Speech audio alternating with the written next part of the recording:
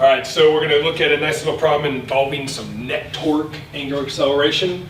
So here's the problem.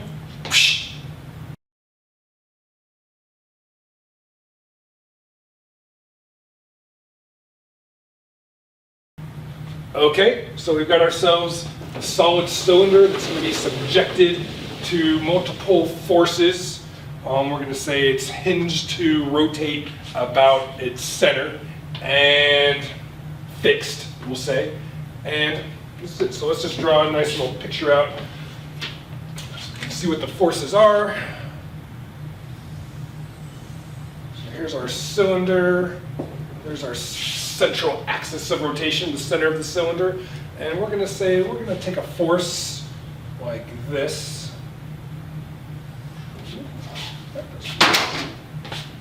Let's drive this. Force like this. That's our F1 hat. We'll take another force like this.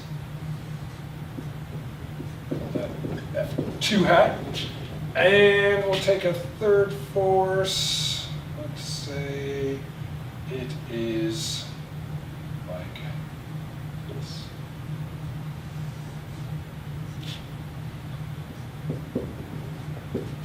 F3 hat. So we got these three forces here. And what we need to appreciate is that this has some radius, has some mass, and these forces are being applied at different locations. So first off, we're seeing that the mass of this object is 2.5 kilograms. The radius of the object is 0.75 meters. And now we need where these forces being applied. So let us say, blue pen here, let us say that F1 is being applied at that position, R1, F2, that right there. It's R1, F1, let me write F2 up here, so that gets messy. 2 hat up there, good. And we've got ourselves, there is R2 hat, and here is our R3 hat. So those are our three forces with three radial vectors measured from the axis of rotation to the point of application of the force. Just go ahead and say that they have some distances. We've got an R1, we've got an R2, we've got an R3. And what is R1 going to be? Well, that's going to be equal to the radius because it's acting on the outer edge. So that is 0.75 meters. R2, if that's 0.75, we'll take off, say, 0.3, and call it 0.45. This one we take off a little bit less. Let's call that 0.5. Why not? Quarters, 1, 2, 3, 4, sure. 0.5.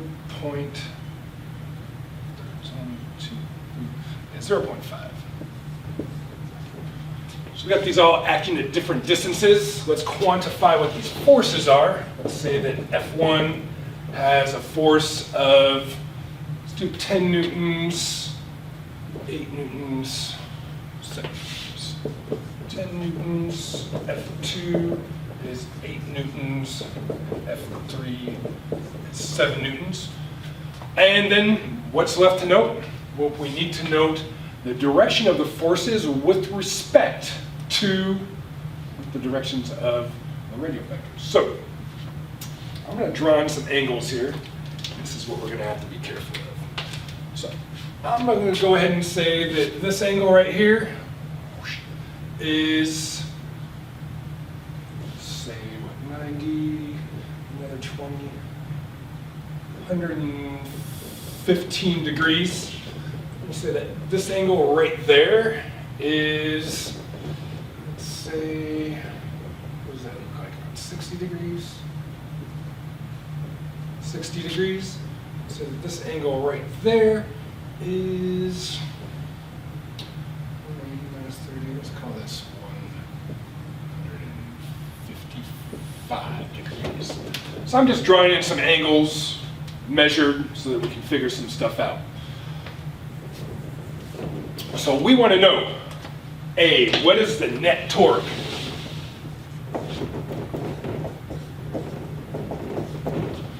The net torque is going to be the vector sum of the individual torques acting. So we'll have a tau hat 1 plus a tau hat 2 plus a tau hat 3. 3 forces acting at 3 different radial distances substantiates ourselves 3 different torques. So we need both the magnitudes and the directions. So first off, we can get the magnitudes. We know that the magnitude of tau 1 is going to be equal to R1 F1 times the sine of theta 1. The magnitude of tau 2 is going to be equal to R2 F2 times the sine of theta 2.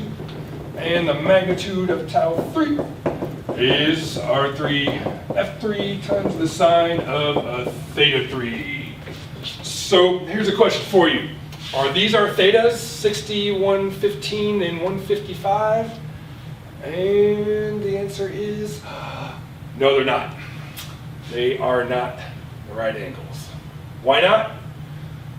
Well, because they're not really the angle that is relative to the radial direction. This is just angles drawn in here. So you always, again, got to be careful here. So let us take green here. Really, this is theta 2. That's theta 1 right there. That is theta 3, because this vector is pointing out that way. That's the angle between the true direction of F3, the true direction of R3 and F3. So just make sure that you're getting them with respect to the proper directions here. So we can go ahead and write in, well, what's this angle? 180 minus 60, that's 120. That's going to be 65 and 25. So we can go ahead and write angles in. Theta 1 is equal to, what did I just say? 120, 120 degrees. Theta 2, nope, I'm already looking at them wrong, sorry about that. Not 120. Theta 1 is this angle there, which is our 65 degrees. Theta 2 is our 120 degrees, and theta 3 is our 25 degrees. So there are our thetas, and what do you do with all this? We start putting it together, right? So let us do just that. We can compute the magnitudes really easy, but again, we need to know directions. So I'm drawing one more thing here, just so we can know. If I take, say, a disc like this, and I push that way, what direction does it want to rotate? It wants to rotate counterclockwise, we'll say. So if this particular force here has a tangential component that would be this way, we're going to say that these orientations are preserved as this object rotates. And what does that do then? Well, that force produces a counterclockwise rotation, or is associated with a counterclockwise rotation. This force here, if I push inward that way, we got ourselves clockwise rotation. So this is a clockwise producing torque. And likewise this one, I come down here and I push that way on it, and we got again counterclockwise. So the main thing that we want to be able to do is note, does the tendency of that particular torque produce clockwise or counterclockwise rotations? So we've got this. Tau 1 we can call counterclockwise. Tau 2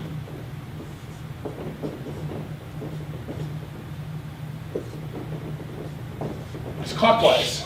And tau 3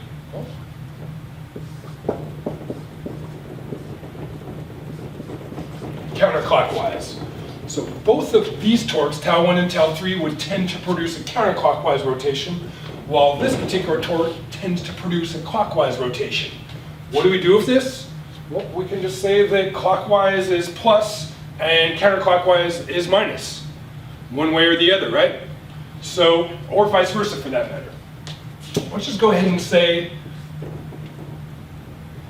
counterclockwise equals plus, and clockwise is equal to minus. Directionally, which is arbitrary, it's up to you. One's one direction, the other's the other. So what do we get with this? Well, now we can write this net torque being, well, tau 1, it's counterclockwise. We said counterclockwise is plus. So now we can remove the hat, have a sign that associates the directionality of it, and there it is. Tau 2 is clockwise, clockwise is minus, so we got minus a tau 2. Tau 3 is counterclockwise, counterclockwise is plus, plus tau 3. So now these are just magnitudes, and the sign correlates with the direction associated with the torque. So that's it. That's what we need to be able to do. So be careful when you have multiple forces acting on an object, and we're looking at rotation. This is how you kind of have to break it down. And then the sign of the outcome tells you whether it's going to rotate clockwise or counterclockwise. All right, so at that, we've got ourselves the net torque is equal to positive tau 1, which is R1 F1 sine theta 1, R1 F1 sine of theta 1, minus tau 2, which is R2 F2 sine of theta 2, plus tau 3, which is R3 F3 sine theta 3. There we go. We can put in all our numeric values at this point, and we've got ourselves, those are the F's, those are the R's, so 0.75 meters times 10 newtons times the sine of 65 degrees minus R2, 0.45 times 8 newtons times the sine of theta 2, which was 120 degrees, plus R3, 0.5 meters times 7 newtons times the sine of 25 degrees. Throw this all in a nice little calculator really quick, and we got ourselves the net torque. So 0.25 times 2 sine of 65.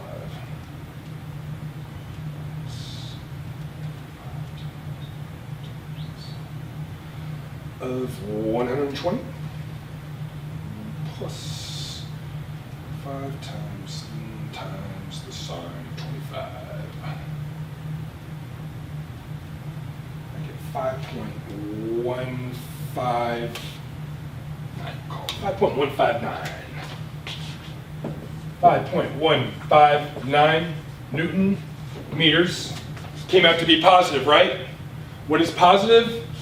Positive is associated with counterclockwise. So directionally, we will call that counterclockwise. It's not the direction of the torque, but it's the associated direction.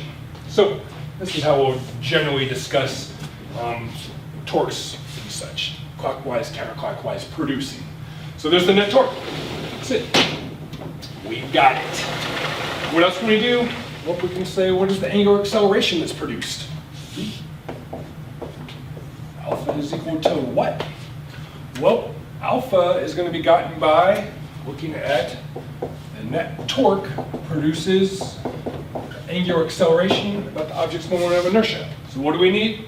Well, we just solved this out for alpha. Note that alpha is then the net torque divided by the moment of inertia. And the direction associated with the angular acceleration is the same direction associated with the net torque, which is counterclockwise. So ultimately, this object will have an angular acceleration that correlates with counterclockwise rotation. All right, so what do we need? We need I. What is I? I is the moment of inertia, in this case, of a solid cylinder. And for a solid cylinder, is 1/2 mr squared. Go look up reference. There we go. So all said, we've got that alpha is going to be equal to the net torque, which is 5.159 Newton meters, divided by the object's moment of inertia, which is going to be 1/2 times 2.5 kilograms times 0.75 meters squared. That's a counterclockwise associated direction. And let's just put this in really quick. Answer, divided by 0.5 times 2.5 times 0.75 squared. And we get ourselves 7.337, we'll say. 7.337 units radians per second squared. And counterclockwise is the associated direction. All right. What else could we ask? Ask one more thing. Like, hey, at what point in time? No, let's not do what point in time. We'll just say, what is the rotational kinetic energy at t equals 3 seconds? K E sub r at t equals 3 seconds. Equals what? Well, what do we need for that? We know that K E sub r, the rotational kinetic energy, is 1/2 I omega squared. We know what I is. It's 1/2 mr squared. We just need to know what omega is. Well, we are starting this object at rest. Omega initial is equal to 0. We've got the constant angular acceleration. As long as those forces remain in that orientation with respect to the object as it rotates, this continues to be the angular acceleration, so we'll assume that that is definitely the case here. And then we can figure out what omega is, or omega squared. Ultimately though, we've got omega final is equal to alpha t plus omega initial, which gives us omega final is equal to 7.337 radians per second squared, multiplied by a time of 3 seconds. Gives us an angular velocity of 22.011 radians per second, which we can then use here. So we got that K E sub r at t is equal to 3 seconds is equal to 1/2 times 2.5 kilograms times 0.75 meters quantity squared times 22.011 radians per second quantity squared. And we've got ourselves 1/5 times 2.5 times 75 squared times answer squared. So 170.3, we'll say.